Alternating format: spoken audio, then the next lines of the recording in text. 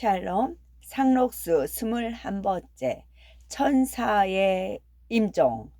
이튿날 저녁 때에야 공의의 진찰을 받게 되었을 때 영신은 혼수 상태에 빠져 있었다. 눈은 정기 없이 뜨고도 사람을 알아보지 못하는데 숨을 가쁘게 몰아쉬는 소리만 높았다 낮았다 할 뿐. 영신의 신성을 들은 공의는 원재 어머니만 남겨놓고 방 안에 그득히 찬 사람을 다 내보낸 뒤에 거의 1시간 동안이나 정성껏 신체의 각 부분을 진찰해 본다. 그는 환자에게서 손을 떼고 한참이나 눈을 딱 감고 앉아서 머리를 외로 꽂고 하다가 청진기를 집어넣고는 잠자코 일어서 밖으로 나간다. 어떻습니까? 대단하죠?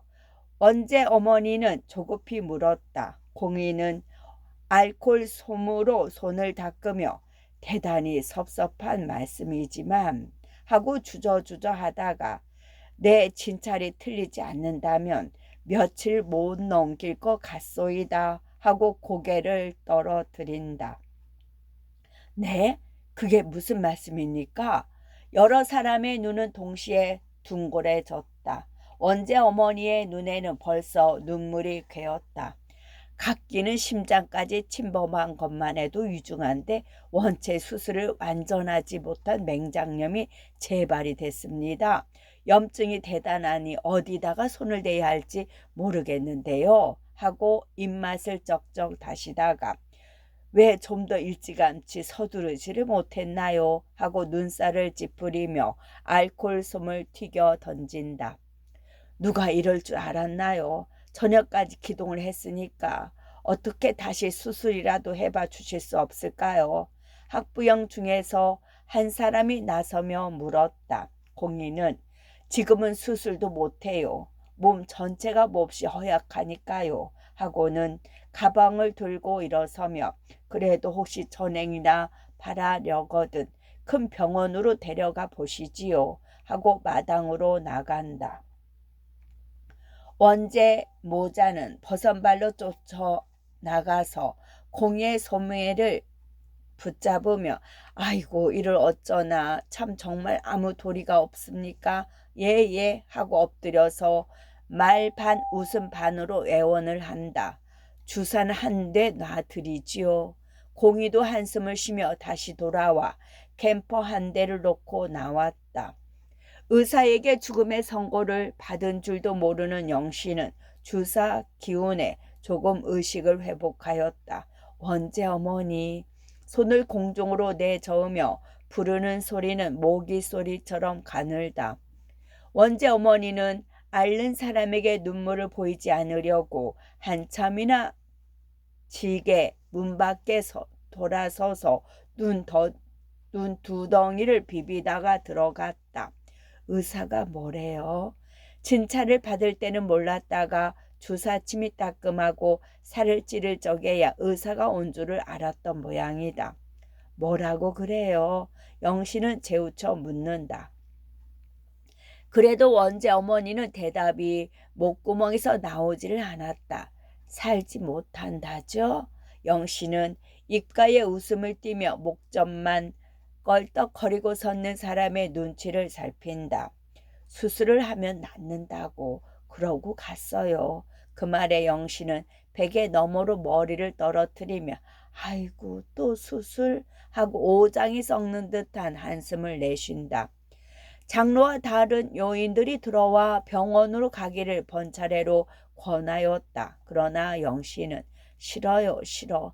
난 청석골서 죽고 싶어요. 하고 맥이 풀린 손을 내저으며 머리를 흔들었다.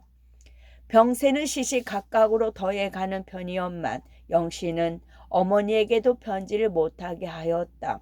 고통이 조금 덜해서 정신만 들면 유리틀에 끼어서 책상 머리에 모셔놓은 어머니의 사진을 내려달래서 멀거니 들여다보다가 눈물을 지으면서도 곁에 사람이 오시든 못 오시든 사람의 도리가 그렇지 않으니 전부나 한 장 칩시다 하고 저 다지도 그리운 어머니를 마지막 뵙지 못하면 눈이 감기겠느냐는 뜻을 비치건만 영신은 우리 어머니한테 마지막 하는 효도는 하고 한숨을 섞어 내 이꼴을 베어드리지 않는 거야요 하고 제발 기별을 하지 말아 달라고 2번, 3번 간청을 하였다.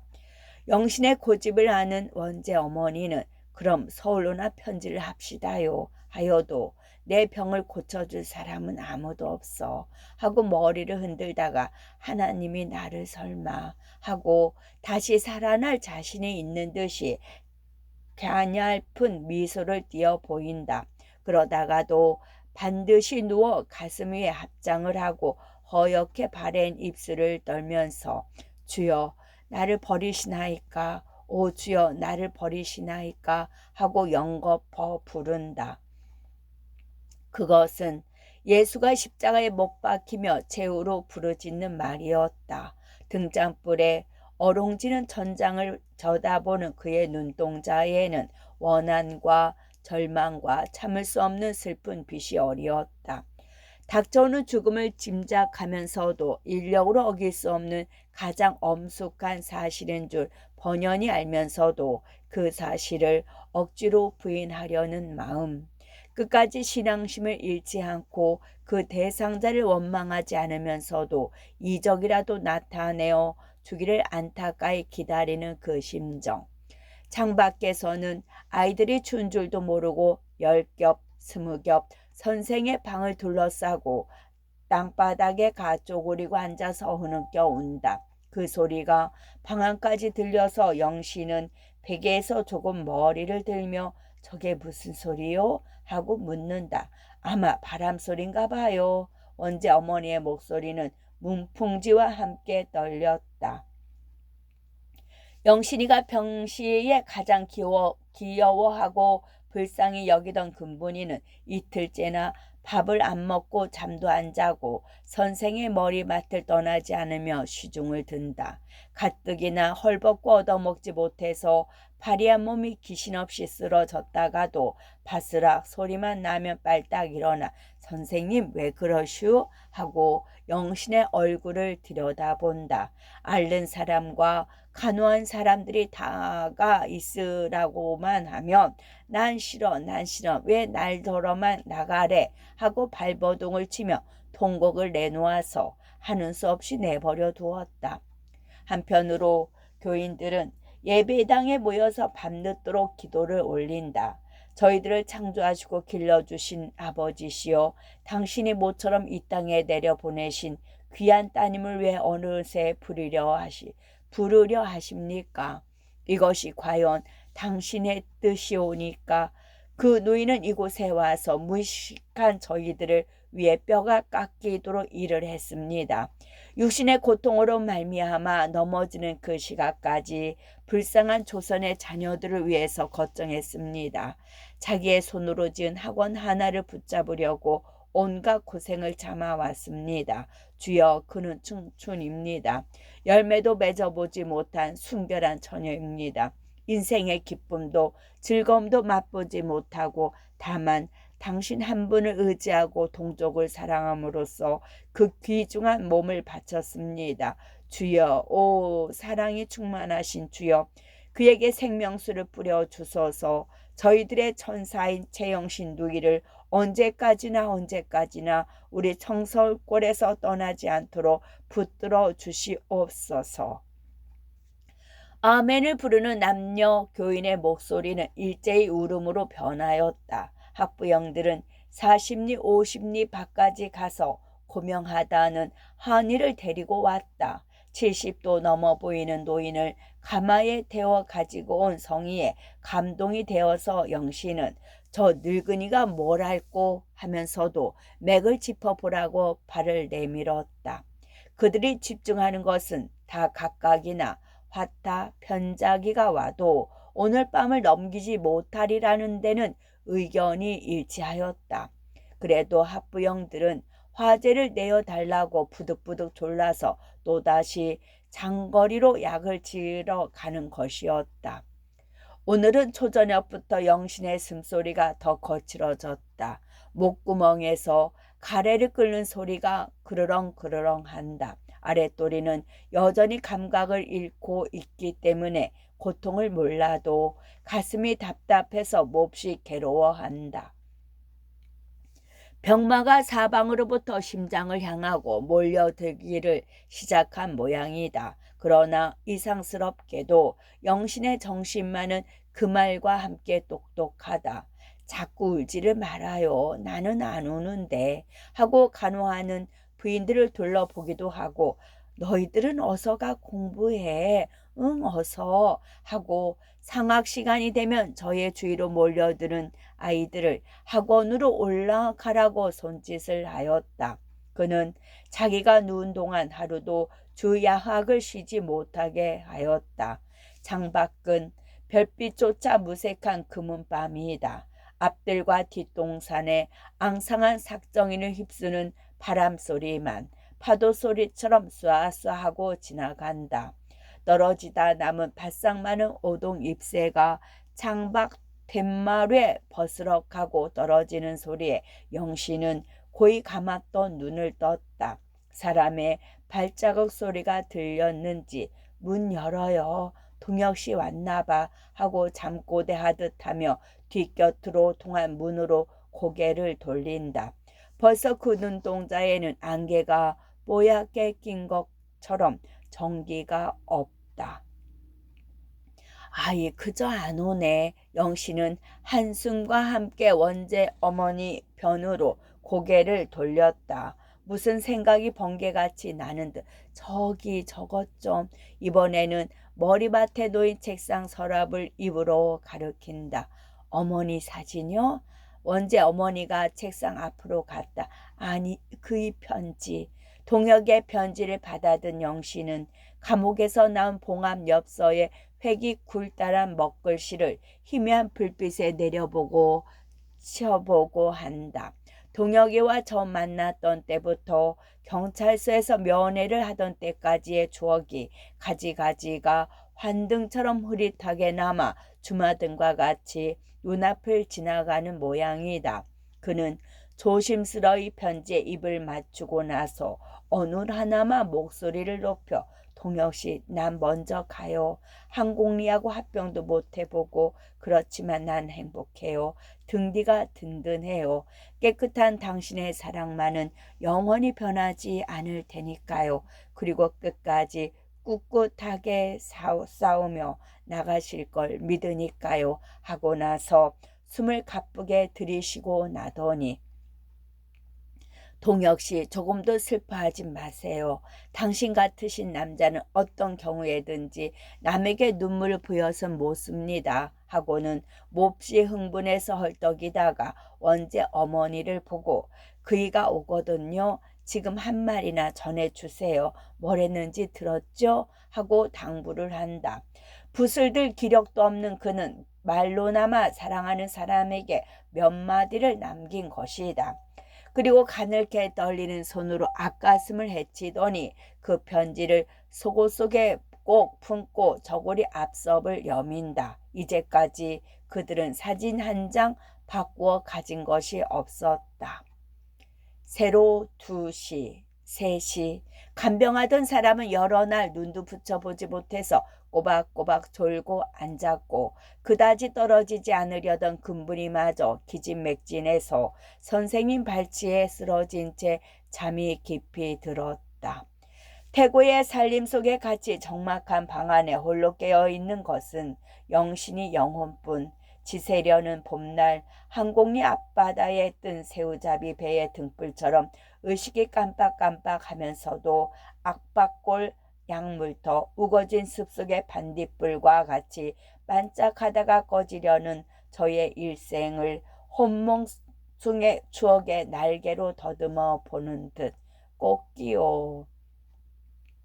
건너 마을에서 졸린 듯한 닭 우는 소리가 들렸다. 뒤를 이어 앞마당에서도 회를 치며 우는 소리가 들린다. 그 소리에 영신은 반쯤 눈을 뜨더니 가까스로 손에 힘을 주어 원재 어머니의 치마 자락을 잡아당긴다. 원재를 좀. 원재는 눈을 비비며 황급히 들어왔다. 안방에 모였던 다른 청년들도 서너시나 원제의 뒤를 따라 들어왔다. 남편의 임종을 한 경험이 있는 원제 어머니는 이웃집에서 숯불을 피워놓고 약을 달아다가 이 구석 저 구석에 쓰러진 주인 친목계의 회원들까지 깨워 가지고 와서 방안은 그들로 가득 찼다.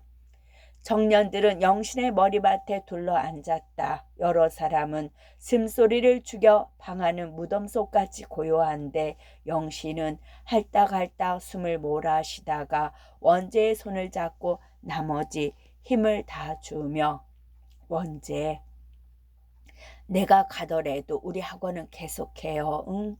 청년들끼리 하고 여러 청년의 수심이 가득 찬 얼굴을 둘러보며 마지막 부탁을 한다. 원재는 무릎을 꿇고 다가앉아 두 손으로 식어가는 영신의 손을 힘껏 쥐며 선생님 왜 그런 말씀을 하세요? 네 선생님 하고 목이 메었다가 염려 마세요. 저희들이 무슨 짓을 해서든지 학원을 붙잡을게요. 죽는 날까지 해 나갈게요. 하고 굳은 결심을 보였다. 여러 해 동안이나 영신에게 지성껏 지도를 받아온 청년들의 눈에서는 굴따란 눈물방울이 뚝뚝 떨어진다. 울지들 말어. 못난 사람이나 울지. 그 목소리는 간신히 알아들을 만해도 아우를 달래는 친누이 말처럼 정답고 은근하다. 영신은 치맛자락으로 얼굴을 가리고 소리를 죽이는 부인네들을 보고 청석골 여러 형제를 두고 내가 어떻게 가오 하다가 그저 잠이 깊이 든 금분이를 가까이 안아다 눕히게 한 뒤에 발발 떨리는 손끝으로 앞머리를 쓰다듬어 주며 이것들은 어떡하나 하고 가늘게 흐느낀다. 걱정 마시오. 얘 하나 내가 맡아 기를게. 울음 밤 죽인 원재 어머니의 말에 영신은 고맙다는 듯이 머리를 끄덕이다가 다시금 깜빡하고 정신을 잃었다. 호흡은 점점 가빠가는데 맥을 짚어보니 뚝뚝하고 절맥이 된다. 그렇건만 영신은 끙 하고 안간힘을 쓰며 턱 밑까지 닥쳐온 죽음을 한 걸음 물리쳤다. 날날 하고 혀끝을 굴리지 못하다가 학원집이 배는 데다 무무더 하는데 이제는 말이 입 밖에 새지 못한다. 입에다 귀를 대고 듣던 원재 어머니는 커다랗게 고개를 끄덕여 보였다. 영신은 또다시 기함을 했다가 그래도 무엇이 미진한 듯이 헛손질을 하는데 벽에 걸린 손풍금을 가리키는 것 같다. 원재는 냉큼 일어나 그것을 떼어 들었다. 그는 일상 영신의 것을 장난해 보여서 곧잘 뜯을 줄 안다. 찬미 하나 할까요? 영신은 고개만 베는 듯 마는 듯 끄덕여 보인다. 원재는 눈을 감고 생각하다가 달빛보다 더 밝은 전당 믿는 것으로 멀리 베네 있을 곳 예비하신 구주 우리들을 기다리시네를 고요히 뜯기 시작하는데 영신은 그것이 아니라는 듯이 머리를 흔든다. 원재가 손을 멈추고 그럼 무슨 곡조를 할까요? 하고 귀를 기울이니까 영신은 사사삼천리 하고 자유를 잃은 입을 마지막으로 힘껏 움직인다. 손풍금 소리와 함께 청년들은 입술로 눈물을 빨다가 일제히 목소리를 내었다. 찬송가 전문약 목총을 높여 후렴을 부를 때 영신은 열병 환자처럼 몸을 벌떡 일으켰다. 여러 아이들 앞에서 그 노래를 지휘할 때처럼 팔을 내젓는 신용을 하는 듯 하다가 억 소리와 함께 고개를 젖히고는 뒤로 덜컥 넘어졌다. 기름이 졸아붙은 등잔불이 시름없이 꺼지자 뿌유스름한 아침 햇볕은 동창을 물들이기 시작하였다. 정석골은 온통 슬픈 구름에 쌓였다. 학부형과 청년들, 학생들은 말할 것도 없거니와 친목계의 회원들은 영신의 수시를 거두고 수의를 지어 입혀 입관까지 자기네 손으로 하고 그 관을 둘러싸고 잠시도 떠나지를 않는다. 부모의 상사를 당한 것만큼이나 설깨들 울며 밤낮을 계속하는데 그 중에서도 금본이는 사흘이나 절곡을 하고 참새 같은 가슴을 쥐어짜며 울다가 지금은 선생이 입던 헌 재킷을 끌어안은 채 관머리에 지쳐 늘어졌다. 명복을 비는 기도와 찬미 소리는 만수향의 연기와 같이 끊길 사이가 없고 수십 리 밖에서까지 일부러 조상을 하러 온 조객들도 적지 않은데 영신이와 처음 역사를 시작하던 목수는 친누이나 국인 것처럼 제 손으로 세워놓은 학원의 기둥을 부담고 소리를 죽여 울면서 내 손으로 관까지 짤 줄을 누가 알았더란 말요 하고 여간 원통해하지를 않는다. 군청과 면사무소에서도 조상을 나왔는데 영신의 일동일정을 감시하고 말썽을 부리던 주세소 주임까지 나와서 관머리에서 모자를 벗었다.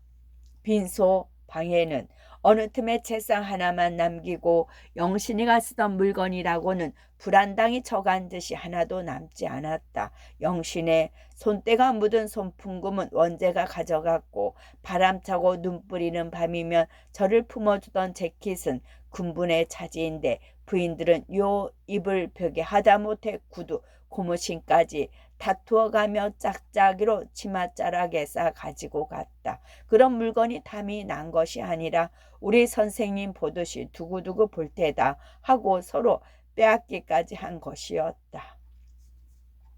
그러나 장사를 지낼 날짜 때문에 의분이 분분하였다. 고인의 유언대로 정석학원이 마주 보이는 언덕 위에 몇 자리를 잡았는데 공동묘지의 구역밖에없만 면소에서 묵인을 해주었다. 서울서 급보를 접하고 내려온 백형경은 감옥에 있는 사람이 부고를 받더라도 때맞춰 나올 리가 만무라고 하여 3일장으로 지내기를 주장하고 원재 어머니와 회원들은 우리 한 이틀만 더 기다려 봅시다. 그래도 어머니나 박씨가 혹시 올지 누가 알아요. 장사 지내기가 뭐 그렇게 급해요 하고 5일장으로 지내자고 우겼다. 작고한 사람의 친척이나 애인을 기다린다느니 보다도 영신의 시체나마 하루라도 더 자기 집에 두고 싶었던 것이다. 어머니에게는 물론 당일로 전보를 줬건만 외딸을 그리다 못해서 먼저 자진했는데 회답조차 없었다. 그러나 사흘 되는 날 아침에 뜻밖에도 동혁의 편지가 왔다. 백씨는 수신이 없는 편지를 황급히 뜯었다. 지금 놓여 나오는 길입니다. 형무소로 붙이신 편지는 2장 다 오늘에야 받아보았는데 이번에는 갓기로 고생을 하시다가 돌아오셨다니 참으로 놀랍소이다. 또다시 학원의 일을 보시든지 하였다가는 정말 큰일 납니다. 바로 그리로 가려고 했으나 동안은 멀리 만주로 뛴 듯한데 어머니가 애절하시던 끝에 병환이 대단하시대서 집으로 직행합니다. 가보아서 조금만 감세가 계시면 백사를 제치고 갈 터이니 전처럼 먼 길로 마중은 나오지 마십시오. 흉중에 첩첩이 쌓인 말씀은 반가이 얼굴을 대해서 실컷 하십시다. 당신의 박동혁. 일부인을 보니 사흘 전에 날짜가 찍혀있지 않은가. 아이고 이를 어쩌나. 이리로 바로 왔더라면 마지막 대면이나 했을걸. 하고 백씨는 즉시 특사 배달로 항공리에 전보를 지도록 하였다. 전보를 받은 동혁은 이게 하고 외마디 소리를 질렀다. 심장에 고동이 덜컥 그리고 온몸을 돌던 피가 머리 위로 와작 거꾸로 흐르는 듯 아득해서 대문 기둥을 짚었다. 하늘은 샛노란데 그네를 띠면서 내려다보는 것처럼 땅바닥이 움푹 꺼졌다. 불쑥 솟아올랐다 한다. 억지로 버티고선 두 다리에 맥이 풀려 앞으로 꼬꾸라질 것만 같아서 그는 문지방에 가 털썩 주저앉았다. 극도의 이르는 놀라움과 흥분을 억지로 눌러서 가라앉히기는 참으로 힘드는 노릇이었다. 돌멩이나 깨무는 것처럼 아래 운니를 악물고 2번, 3번 전보지를 들여다보는 동혁의 입에서는 꿈이다, 거짓말이다 하고 다시 한번 부르짖어졌다. 그날 저녁 동혁은 거의 실신이 된 사람처럼 정석구를 향하여 길을 떠났다. 발길을 내어 딛기는 하면서도 다리는 기계적으로 움직일 뿐이요. 제 정신으로 걷는 것 같지는 않았다. 평소에는 너무 똑똑하리만큼 건전하던 동혁의 심리 상태가 이처럼 어지러운 것을 경험하기는 생후 처음이다. 다만 커다란 몸뚱이를 화물처럼 배에다 실리고 자동차에다 붙였을 따름이었다. 정석골의 산천이 가까워 올 때까지 동혁은 영신의 죽음을 억지로 부인하려고 저의 마음과 다투었다. 기적이 나타나기를 빌고 바라는 미신 비슷한 생각에 잠겨 보기도 또한 이번이 처음이다. 자동차는 정류장에 와 닿았다. 영신이가 손수건을 흔들며 달려오는 환영이 눈앞에 아른거리다가 원재가 홀로 나와서서 저를 보고는 머리를 푹 수그리는 현실로 변할 때 혹시나 하고 기적을 바라던 동혁의 공상조차 조각조각 깨어졌다. 병원에서 같이 영신을 간호할 때 정이 든 원재는 동혁에게 손을 잡히자 말 대신 눈물이 앞을 가렸다. 동혁은 입술을 꽉 깨물고 원재의 뒤를 따라 묵묵히 논틀 밭을 걸었다. 이제 와서 동혁의 다만 한 가지 소원은 이 세상에 둘도 없이 사랑하던 사람의 길이길이 잠이 든 그 얼굴이 남아 한번 보고 싶은 것뿐이었다. 입관은 했나? 비로소 동혁의 말문이 열렸다. 벌써 했어요. 이 한마디는 그의 마지막 소망까지 끊어버렸다. 동혁은 커다란 조약돌을 발길로 다 걷어차고 하늘을 원망스러이 흘겨다 보다가 다시 걷는다. 원재는 그제야 띄엄띄엄 울음을 섞어가며 그동안의 경과를 이야기한다. 영신이가 운명하기 전에 저희 어머니를 통해서 사랑하는 사람에게 전해달라던 유언과 감옥에서 나온 편지를 가슴속에 품고 갔다는 것이며 벌써 해가 기울어 가니까 집에서는 발의를 해서 학원에서 영격식을 할 터이니 그리로 바로 가자고 한다. 동혁은 하고 조금씩 고개를 끄덕여 보이다가 그 유언을 다시 원재의 입에서 들을 때는 발을 멈추고 우뚝 서서 팔짱을 끼고 한참이나 눈을 딱 감고 있었다. 동혁은 학원 마당에 허옇게 모여선 조객들의 주목을 받으며 현관 앞에 세워놓은 우리의 천사 재영신 지묘라고 흰 글씨로 쓴 붉은 명정 앞까지 와서 모자를 벗었다. 여러 달 동안 면도도 못해서 수염과 구렛나루가 시커멓게 났고 그 검붉던 얼굴이 누룽퉁퉁하게 부어서 문간만 내려다보고 있는 원재 어머니는 동혁을 얼른 알아보지 못하다가 아이고 이제 오셨소? 하고 나와 반긴다. 그는 입술을 떨면서 최 선생 저기 계셔요 하고 교단 위에 검정볼을 씌워 가로놓은 영구를 가리킨다. 영격시도 끝이 나서 마지막 기도를 올리느라고 남녀 교인들과 아이들은 관 앞에 엎드려 흐느껴 우는 판이었다. 동혁은 눈 한 번 끔뻑이지 않고 관을 바라보며 대여섯 칸 통이나 걸어온다. 관머리까지 와서는 검은 상방형의 나무 괴짝을 뚫어질 듯이 들여다본 그의 두 눈, 얼굴의 근육은 경련을 일으키듯이 실룩거리기 시작한다. 어깨를 떨리고 있어서 온몸이 와들와들 떨리더니 그 눈에서 참고 깨물었던 눈물이 터져 내린다. 무쇠를 녹이는 듯한 뜨거운 눈물이 구곡 간장으로부터 끓어오르는 것이다. 영신씨. 그는 무릎을 다시 꺾어진 것처럼 꿇으며 관머리를 얼싸 앉는다. 그 광경을 보자 식장 안에서는 다시금 흐느끼는 소리가 여기저기서 들렸다. 최후의 1인 동혁은 관 모서리에 얼굴을 비비며 연구포 사랑하는 사람의 이름을 부른다. 영신씨. 영신씨 내가 왔소. 여기 동혁이가 왔소. 하고 목이 메어 부르나 대답은 있을 리 없는데 눈물의 어려운 탓일까 관뚜껑이 소리 없이 열리며 면사포와 같은 하얀 수의를 입은 영신이가 미소를 띠며 부스스 일어나 팔을 벌리는 것 같다. 이러한 환각에 사로잡히는 찰나에 동혁은 당장에 뛰어나가서 도끼라도 들고 들어와 관을 뻐개고 시체를 끌어안고 싶은 충동을 받았다. 그는 가슴 벅차게 용수숨치는 과격한 감정을 발 뒤꿈치로 누룩을 디디듯이 이지의 힘으로 꽉꽉 밟았다. 그러나 원통하고 모든 일이 뉘워지는지 땅바닥을 땅땅 치며 몸부림을 하여도 시원치 않은 것 같건만 여러 사람 앞에서 그다지 수퉁스러이 굴 수도 없었다.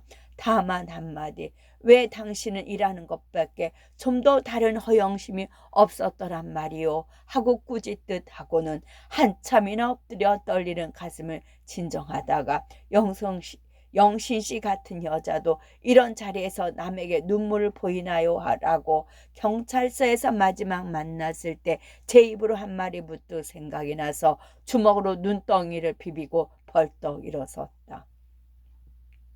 그는 다시 관머리를 짚고 기도를 올리는 것처럼 침묵하다가 바로 영신의 귀에다 대고 말을 하듯이 머리맡을 조금씩 흔들면서 영신씨 앉지 마세요. 나는 이렇게 꿋꿋하게 살아 있소이다. 내가 죽는 날까지 당신이 못다하고 간 일까지 두 몫을 하리다 하고 새로운 결심과 영결의 인사를 겹쳐한 뒤에 여러 사람과 함께 관머리를 들고 앞서 나와서 조심스러이 상여에 옮겼다. 영신의 육신은 영원한 안식처를 향하여 떠나려 한다. 동혁의 기념품인 학원의 종을 아침 저녁으로 치던 사람의 상여 머리에서 요령 소리가 땡그랑땡그랑 울린다. 상여는 청년들이 메웠는데 수백 명이나 되는 아이들과 부인네들과 동민이 가득 들어선 속에서 다시금 울음소리가 일어났다. 아이들은 장강목에 조롱조롱 매달려 제 힘껏 버티어서 상여도 차마 못 떠나겠다는 듯이 뒷걸음을 친다. 앞채를 꼬나주던 동혁은 엄숙한 얼굴로 여러 사람의 앞으로 나섰다. 여러분, 조상 온 사람 전체를 향해서 외치는 목소리는 여전히 우렁차다. 여러분, 이 최영신 양은 연약한 여자의 몸으로 농촌의 개발과 무산 아동의 교육을 위해서 너무나 과도히 일을 하다가 둘도 없는 생명을 바쳤습니다. 완전히 희생했습니다. 즉 오늘 이 마당에 모인 여러분을 위해서 죽은 것입니다. 하고 한층 더 언성을 높여 지금 여러분에게 바친 태양의 육체는 흙 보탬을 하려고 떠나갑니다. 그러나 이분이 끼쳐준 위대한 정신은 여러분의 머릿속에 살아있을 겁니다. 저 아이들의 조그만 골수에도 그 정신이 박혔을 겁니다. 하고는 손길을 마주 모으고 서서 혹은 머리를 떨어뜨리고 듣는 여러 청중들 앞으로 한 걸음 더 나서며 그러나 여러분 조금도 서러워하지 마십시오. 이 최 선생은 결탄코 죽지 않았습니다.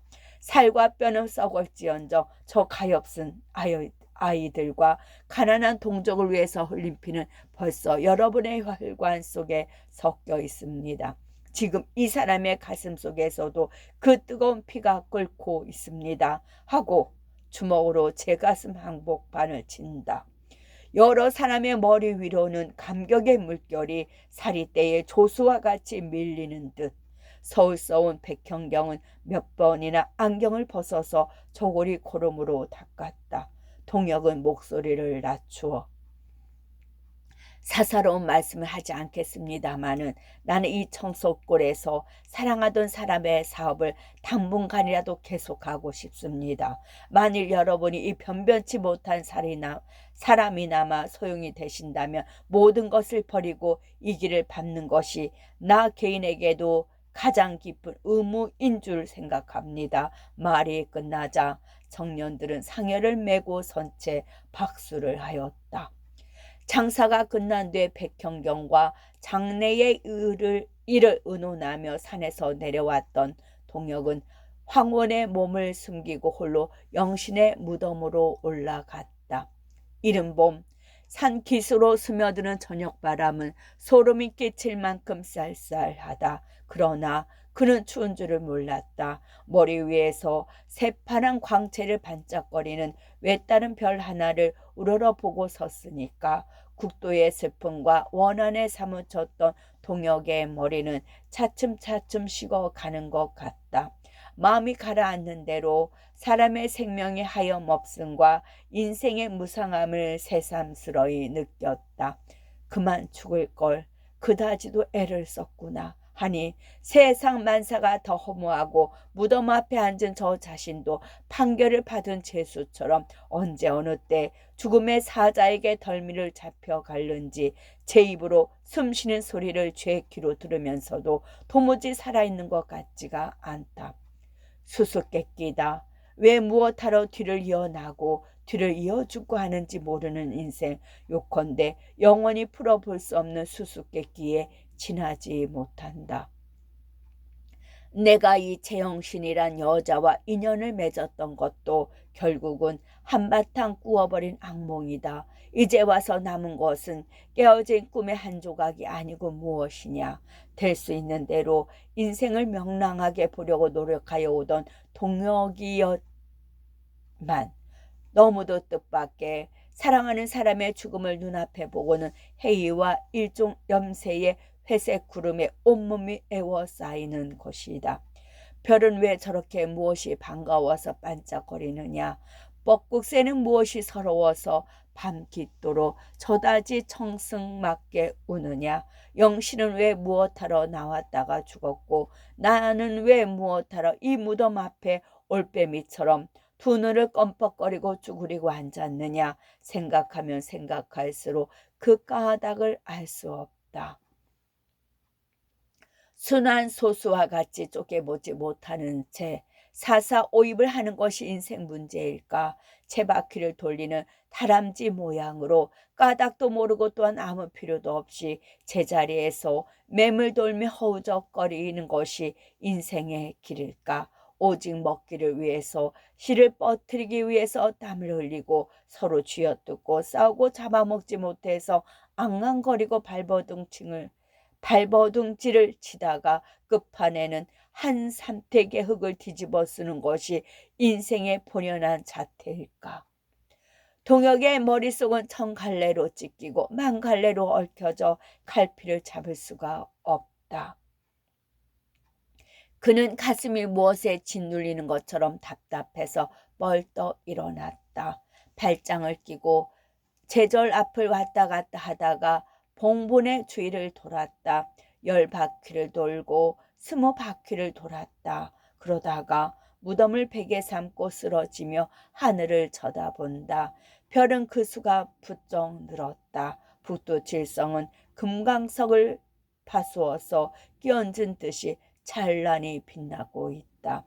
그 중에서도 큰 별 몇 개는 땅 위에 인간들을 비웃는 듯이 눈웃음을 치는 것 같다. 동혁은 그 별을 향해서 침이라도 탁 뱉고 싶었다.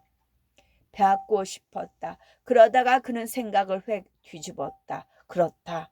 인생 문제는 그 자체인 인생의 머리로 해결을 짓지 못한다.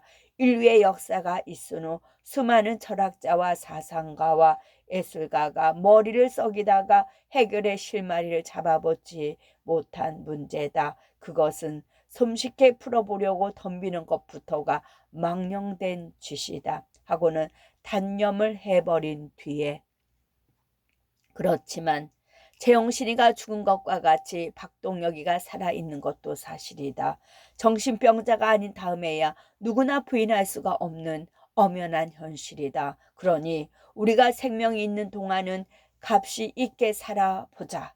산 보람이 있게 살아보자. 구차하게 살려는 것도 어리석은 일이지만 이미 타고난 목숨을 제 손으로 끊어버리는 것도 또한 어리석은 일이다 하고 영신이가 반은 자살한 것처럼 생각도 하여 보았다. 일을 하자. 이 영신이와 같이 죽는 날까지 일을 하자.